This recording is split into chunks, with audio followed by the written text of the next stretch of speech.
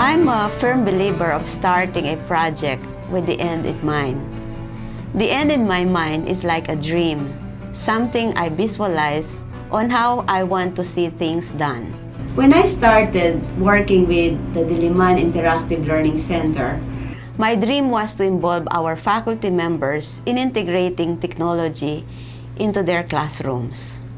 What could be done with technology and resources that are readily available in the university? The idea was in my mind for a while, until one day I was asked by then President Francisco Nemenzo to meet with him regarding an assignment. I've always believed that the university should learn how to use modern technology for teaching.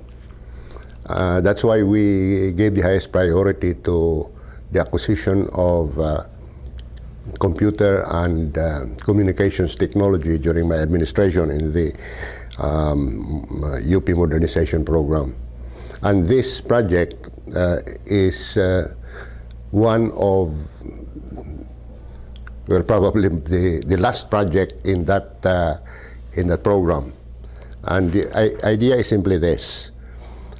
For general education courses, we should field our best teachers and that they should be all students in the various campuses that are offering general education programs should be exposed to some of our best lecturers, and so that the students will have a common educational experience.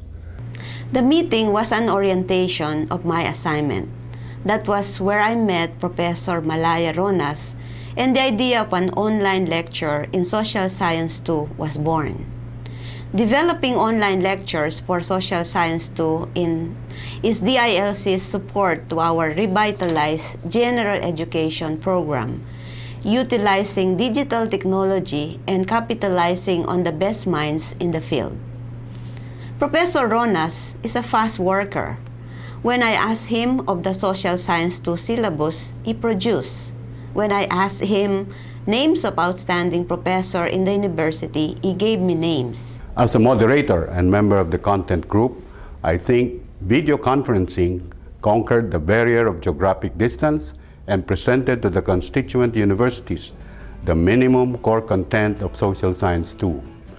This technological achievement is enhanced by the impressive list of lecturers and their authoritative lectures. But value should not get into your research at all, because your values will contaminate your process was of also the discovery. head of the church, okay? The Roman Catholics, of course, had to counter. How does one comment on that? I can tell you that if it is indeed the case that Aristotle devoted said themselves to his work exactly in the way that I told you. They picked and chose what they wanted. My question is, what accounted for the Greek way of thinking? I mean, why did they become Greek? How will you redistribute what you have produced? That is the crucial issue. Fair reality.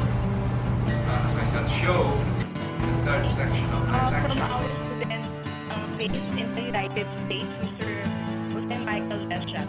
Professor Miranda has contributed abundantly to professional journals and books, local and foreign. This alternative teaching strategy offers another way of conducting the course in a more interactive way in at least two ways. First, the lectures are presented with a Q&A portion in between the segments of the lecture. This allows the lecturer to entertain questions from the constituent universities. And lastly, through small group discussions after the online lectures, the students are able to further process the themes discussed. This is indeed a rare chance for me to participate in developing an innovative learning material for Social Science 2. In these digital times, multimedia opens new possibilities in our academic scenario. We are given the chance to bring to our learners new images, sounds, and texts that enrich our course materials. For our teachers, Now that we have interactive learning centers in our CUs, this is an opportunity for us to experiment in new methodologies and apply appropriate pedagogies in making use of these new technologies. The Social Science 2 online lecture series is a great help in my teaching. Not only did it benefit me in terms of getting new knowledge, insights about the thinkers, it was also a great opportunity to hear and learn from the seasoned and prominent professors in the field. Its thematic nature aided me integrating ideas and concepts that provided various frameworks in my class discussions. As it converted the entire UP system into a virtual classroom, students were able to share knowledge, test ideas, and ask questions with each other. Definitely, the Social Science 2 online lectures are an excellent tool for all faculty handling this course. It greatly improves the course pedagogy and offers students another medium for learning how to think critically. Luckily, among those outstanding faculty in the Social Science 2 was President Nemenso himself. He accepted the challenge to be the first speaker. In the first of the series, our objective is mainly to perfect the use of the technology.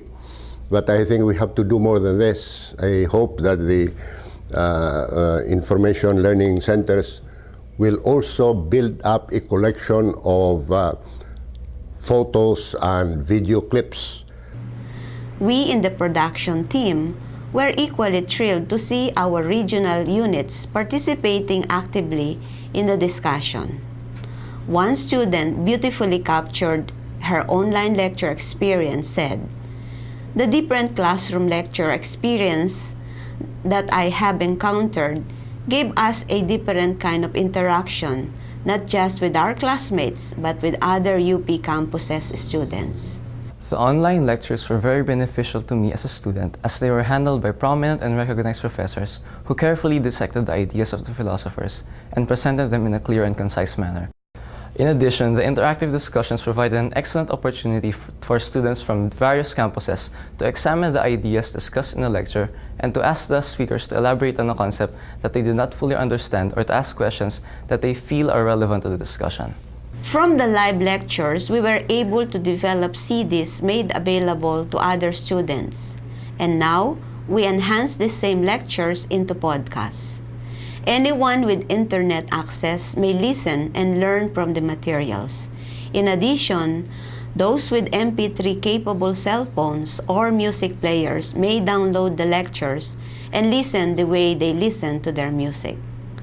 Social Science 2 faculty may now plan activities that allow more time for interaction with students because the lectures can be studied before they attend classes. Through the Social Science 2 lectures, we open an avenue to explore other ways of teaching. The dream is now a reality. Let's continue dreaming. In our hands lies the future of our new breed of students, the future leaders of our country. More and more academic texts are migrating to multimedia, and knowledge products are delivered through broadband to many places at the same time. You can now help assure that the syllabi of our different courses are brought into the classrooms with the basic requirements. The coverage of a course are then met regardless of who is handling it. This project also takes advantage of the Filipinos' adaptability to new technologies. When we make use of these technologies, we Filipinize and bring in our experiences into our multimedia outputs. Indeed, the appropriate use of new media will help empower both our teachers and learners.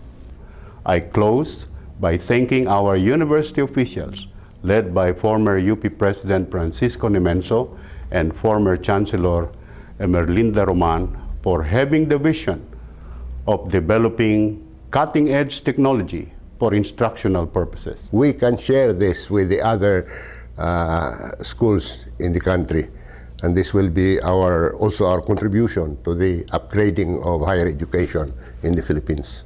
This project was made possible through the collaborative efforts of the Office of the Vice President for Academic Affairs, the interactive learning centers of all the regional units of the University of the Philippines, the UP Open University Multimedia Center, the UP Diliman Department of Political Science, College of Social Sciences and Philosophy, and the College of Engineering.